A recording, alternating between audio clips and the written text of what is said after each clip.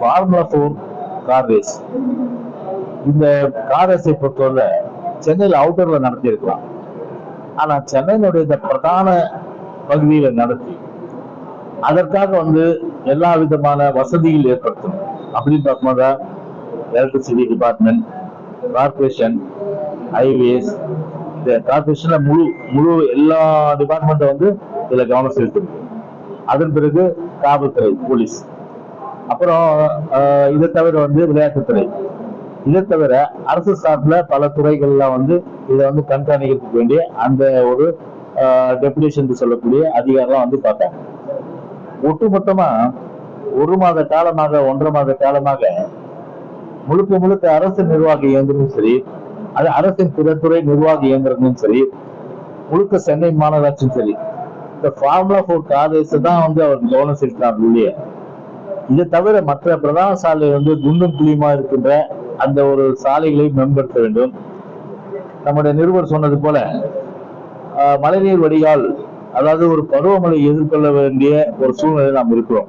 இப்போ பாத்தீங்கன்னா ஸ்டார்ட் ஆயிடுச்சு. இப்போ செப்டம்பர், அக்டோபர், நவம்பர் 3 மாதத்துக்கு கடுமையான மழை இருக்கும் என்று வானிலை ஆராய்ச்சி மையம் எச்சரிக்கின்ற ஒரு நிலையில் ஒரு முன்னேற்பாடான நடவடிக்கைகள் அரசு தரப்பிலோ ஒரு மாநகராட்சி தரப்பிலோ அதிலே கவனம் செலுத்துவதை விட்டு கார் ரேஸ் முழுமையா கவனம் செலுத்தி அதன் அடிப்படை ஒரு ஒரு ஒரு ஒரு 10,000 பேர் அவர்களுடைய மகிழ்ச்சிக்காக 10 லட்சம் பேர் சித்திரவதை பண்ணாங்க. 10 லட்சம் பேர் டிராபிக் பிரச்சனை, பல்வேறு பிரச்சனைகளுக்கெல்லாம் அன்னைக்கு ஆளாங்க.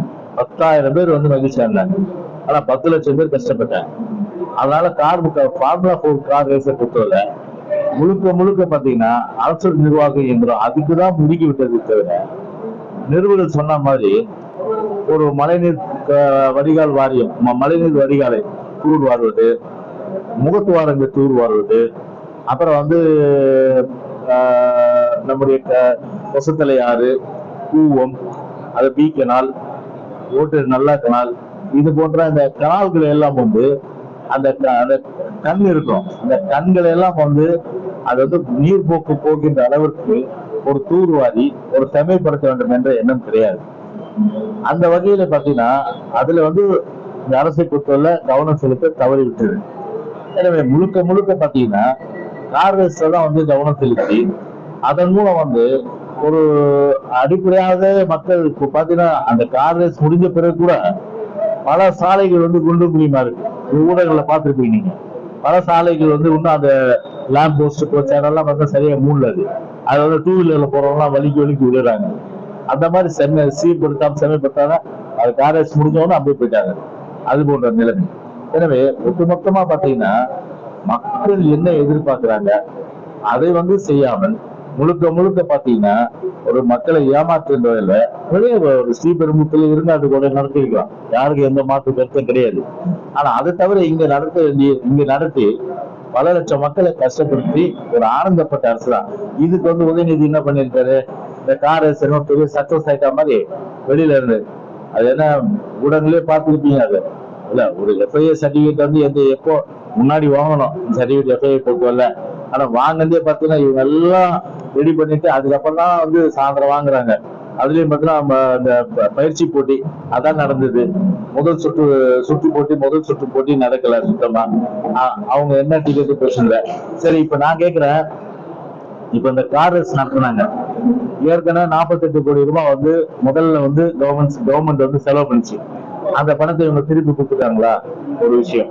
2வது விஷயம், இப்ப எவ்வளவு இந்த டிக்கெட்ல ஒரு டிக்கெட் 1,700 ரூபாயில இருந்து 17,000 ரூபாய் டிக்கெட், கிட்டத்தட்ட 10,000 பேர் கெப்பாசிட்டின்றாங்க.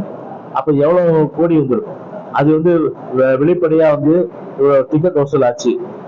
அரசாங்கம் இவ்வளவு செலவாச்சு. ஏன்னா அரசாங்கம் என்ன பண்ணிருக்கு, போலீஸ் எல்லாம் காவல் கேட்டாங்க. அவங்களுக்கு எல்லாம் பேட்டா கொடுத்தீங்களா? நீங்க அவங்களுக்கு பேட்டா கொடுக்கணும்ல. போலீஸ்க்கெல்லாம் அவங்களுக்கு பேட்டா கொடுக்கல. அவங்க திருடனை பிடிக்கிறது விட்டுட்டு ஸ்டேஷன்ல ஒரு மனு விசாரிச்சு நடவடிக்கை எடுக்கிறது விட்டுட்டு அவங்க போய் ஒரு காவல் காத்து ஒரு தன்னுடைய மனித உழைப்பை ஒரு தேவையில்லாம செலவு பண்றதுக்கு ஒரு வழியாகி போச்சு. சரி, அவங்க வந்தாங்க, அவங்களுக்கு பேட்டா கொடுத்தீங்களா? அவங்களுக்கு வாங்கி கொடுத்தீங்களா? அவங்களுக்கு பேட்டா இல்ல. அப்புறம் அரசு ஊழியருக்கு பேட்டா கொடுத்தீங்களா? இந்த கார் ரேஸ் சாப்பிட்டு ஏன்னா தனியாக தானே லாபத்துக்கு போறாங்க. அப்படி இருக்கும்போது அப்புறம் அரசாங்கம் வந்து இந்த எலக்ட்ரிசிட்டி கொடுத்துருக்கு, அதுக்கு அவங்க பணம் கட்டினாங்களா? அப்புறம் வந்து கார்பரேஷனுக்கு எவ்வளவு பணம் கட்டியிருக்காங்க? வெளிப்படைத்தன்மை இல்லையே. அதெல்லாம் வந்து வெப்சைட்ல போடுங்க. மொத்தம் எங்களுக்கு வந்து டிக்கெட்ல இவ்வளவு வருமானம் வந்தது, இந்த வருமானத்து அடிப்படையில ஃபார்முலா கார் ரேஸுக்கு வந்து இவ்வளவு செலவு பண்ணோம், அதுல வந்து பாத்தீங்கன்னா அந்த வருமானத்துல இது இந்த எலக்ட்ரிசிட்டிக்குள்ள கொடுத்தோம், போலீஸ் பேட்டாக்குள்ள கொடுத்தோம், அரசு கொடுத்தோம், அந்த மாதிரி நீங்க வந்து போட்டு பிரிச்சு கொடுங்க. நீங்க எதுவுமே வந்து இல்லை. அப்போ என்ன நடக்குது? அப்போ அப்போ எவ்வளவு கோடி வந்து இதுல வந்து சம்பாதிச்சாங்க? யாருக்கு அந்த வந்து பணம் போச்சு? விளம்பரம் நிறைய பண்ணாங்க. அந்த விளம்பரத்துல வந்து எவ்வளவு, அதோட விளம்பரம் பார்த்தா எல்லாம் சரக்கு அடிக்கிற விளம்பரம் தான் அங்க நிறைய இருந்துருக்காங்க. அரசு வந்து ஊக்கப்படுத்துது சரக்கு அடிக்கிற விளம்பரத்தை. அப்படி வந்து இன்னைக்கு வந்து ஒரு ஃபார்முலா பேஸ் நடத்தி மக்களுடைய வந்து ஒட்டுமொத்தமான அந்த அந்த ரெண்டமும் அந்த ஒரு மாசம் இயல்பு வாழ்க்கையை வந்து வடசென்னை தென்சென்னை, வடசென்னை தென்சென்னைன்னு வரனா வடசென்னைக்கு வந்து அதான் ஒரு கேட்டு வர முடியாம போச்சு. அந்த மாதிரி வந்து அவ்வளவு கஷ்டப்படுத்தி ஒரு சாடிஸ்ட் அரசாங்கம் இந்த அரசாங்கம். அதனால நிறுவனம் கேட்ட மாதிரி எந்தவித முன்னேற்பாடு நடவடிக்கையும் மழை நீர் எதிர்கொள்ளும், அது வெள்ளம், அது மழை பருவமழை எதிர்கொள்கின்ற வகையில எந்த நடவடிக்கை எடுக்காதது மிக மிக ஒரு கண்டிக்கத்தக்கது.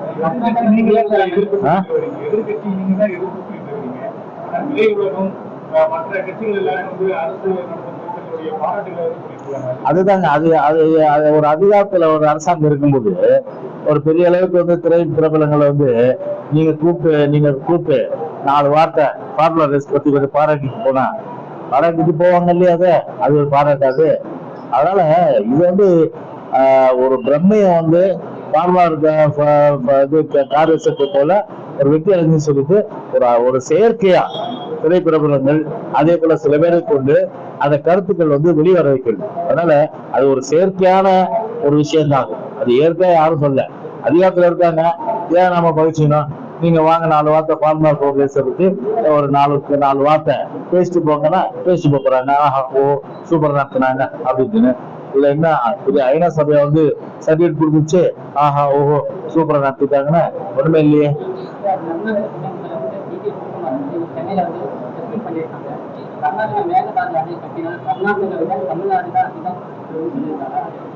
இல்ல இப்போ தெளிவா உச்ச நீதிமன்ற உத்தரவை நாங்க வந்து வாங்கி கொடுத்துருக்கோம்.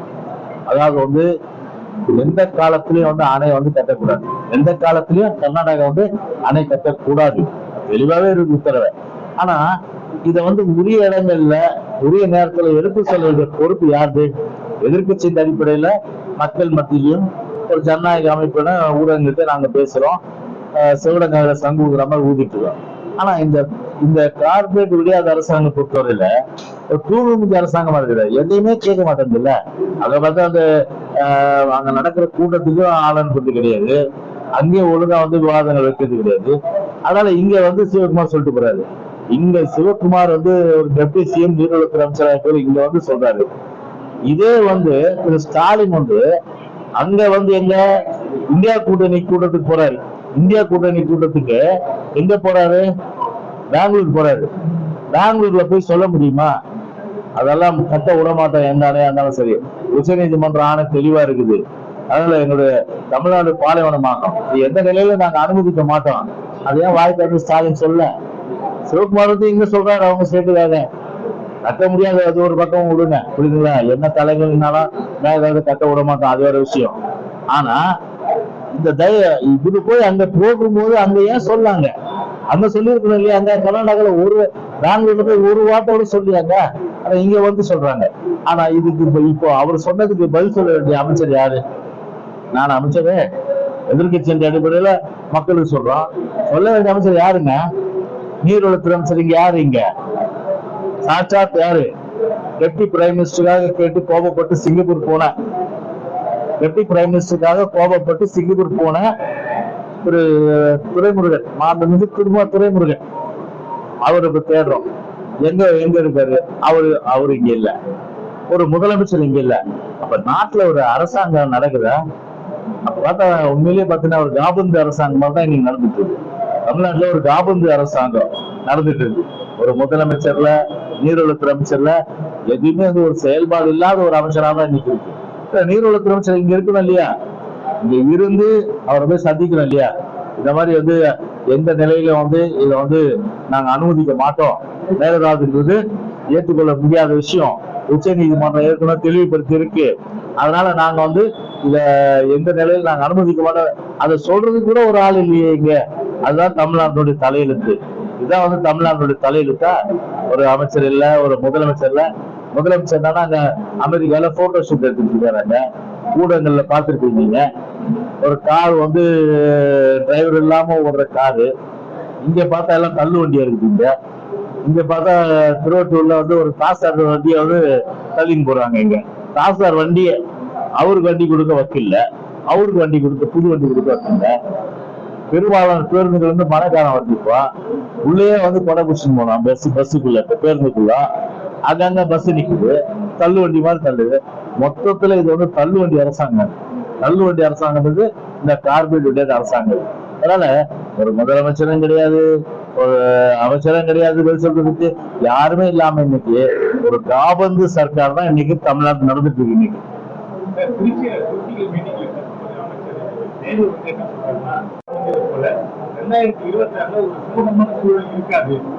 எதிரிகள் அதிகமாயிட்டாங்க, அதனால நம்ம வந்து இன்னும் தீவிரமா செயலாற்ற வேண்டும் திமுக நிர்வாகிகிட்ட பேசியிருக்கேன்.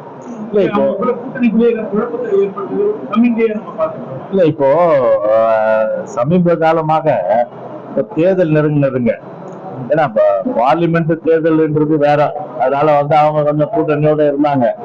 இப்ப பார்லிமெண்ட் தேர்தல் முடிஞ்சிச்சு, சட்டமன்ற தேர்தல் வந்து வரும்போது கண்டிப்பா வந்து இவங்க கூட்டணி தொடருமான்றது சந்தேகம் தான். இவங்க கூட்டணி தொடருமான்றது ஒரு சந்தேகம். ஏன்னா பல பேர் இப்ப முன்னுமுன்னுட்டு இருக்காங்க, எல்லாமே சிபிஐல இருந்து சிபிஎம்ல இருந்து எல்லாமே வந்து முன்னுமுன்னுட்டு இருக்காங்க. அவங்க இப்ப வந்து ஒரு பழனி முருகர், அதாவது பழனியில முருகர் மாநாடு நடத்துது, அதுவே சிபிஐ சிபிஎம் பிடிக்கல. ஏன்னா ஒரு ஒரு ஒரு ஒரு மத சார்பற்ற ஒரு நாடு இது, ஒரு மத சார்பற்ற ஒரு மாநிலம். அப்படி இருக்கும்போது ஒரு மதத்துக்கு மட்டும் எப்படி நீங்க ஒரு மாநாடு நடத்தலான்றது அவங்களுடைய கேள்வி. இது மொத்தத்துல தமிழ்நாட்டு மக்கள் தான் கேள்வி. திமுக பார்த்து படிக்கிறது ராமாயணம், இடிக்கிறது பிள்ளையார் கோயில். முதல்ல மதத்தை மதிக்க கற்றுக்கொடு. முதல்ல மதத்தை, அது இந்து மதமா இருந்தாலும் சரி, கிறிஸ்துவ மதமாக இருந்தாலும் சரி, இஸ்லாமிய மதமாக இருந்தாலும் சரி, முதல்ல வந்து ஒரு மதத்தை மதித்து கற்றுக்கொள்பவர்களாக இருக்கணும். அதை மதத்தை மதிக்க கற்றுக்கொள்ளாத நீங்க இப்ப வந்து படிக்கிறது ராமாயணம், இடிக்கிறது பிள்ளையார் சொல்ற மாதிரி அங்க நடத்துனீங்க. இது தமிழ்நாட்டு மக்கள் சொல்ற கருத்து இது. எனவே சனாதன ஒழிக்கணும்னு சொல்லிட்டு அதை மாநாடு நடத்திட்டு பிஜேபியை வந்து திருப்தி பண்றதுக்காக ஒரு மாநாடு நீங்க பழனியில வச்சீங்க இல்லைங்களா? அது வந்து யாருக்கு பிடிக்கல? சிபிஐக்கு பிடிக்கல, சிபிஎம்க்கு பிடிக்கல. பிஜேபியோட ஒட்டி உறவாடி அவங்களோட குலவி கொஞ்சி அவங்களோட வந்து கட்டி பிடிச்சி அந்த அளவுக்கு வந்து இவ்வளவு தூரம் வந்து ஒரு பாசமிக்க ஒரு குடும்பமா இன்னைக்கு உருவாயிட்டு அதனுடைய தாக்கம் வந்து பாத்தீங்கன்னா பல சட்டமன்ற தேர்தலில் கூட அவங்களோட கூட்டணியா இருக்கலாம்ன்ற ஒரு கருத்து வந்து எல்லாரும் விசிக மத்தியிலும் ஏற்பட்டிருக்கு. அதே போன்று சிபிஐ மத்தியிலும் ஏற்பட்டிருக்கு. அதே போல காங்கிரஸ் மத்தியிலும் ஏற்பட்டிருக்கு. அந்த மாதிரி சூழ்நிலையில கண்டிப்பா இது தெரிஞ்சுட்டு தான், இந்த கிரவுண்ட் ரியாலிட்டி தெரிஞ்சுட்டு தான் அதை நேரு சொல்லியிருக்காரு. எனவே அவர் நேரு சொல்ற மாதிரி பாத்தீங்கன்னா போக போக தெரியுன்ற மாதிரி கண்டிப்பா போக போக தெரியும். இந்த பூவின் வாசம் சொல்ல மாட்டேன், இந்த சேத்தின் வாசம், இந்த பூவின் வாசம் சொல்ல மாட்டேன். ஒரு பாட்டு வரல, போக போக தெரியும் இந்த பூவின் வாசம்ன்ற மாதிரி போக போக தெரியும் இந்த சேத்தின் வாசம்ன்ற மாதிரி இந்த சேத்தினுடைய வாசம், திமுக அந்த சேத்தினுடைய வாசம் கண்டிப்பா வந்து அந்த கூட்டணி கட்சி உணர்ந்திருக்கு. அந்த அடிப்படையில 2026 நெருங்க அந்த கூட்டணி இருக்குமா, அந்த கூட்டணி நீடிக்குமா, திமுக கூட்டணி கட்சிகள் அவ்வளவு தொடருமா அப்படின்றது ஒரு கேள்விக்குறியா தான் நிச்சயமா இருக்கு. மாநாடு நடத்துவதற்கான அனுமதி கூட கொடுக்காம தொடர்ந்து அவருக்கு வந்து அனுமதி அழைக்கழிக்கப்பட்டு 21 கேள்விகள் கேட்டு இதற்கு வந்து காவல்துறை வந்து கடிதம் அளித்திருக்காங்க.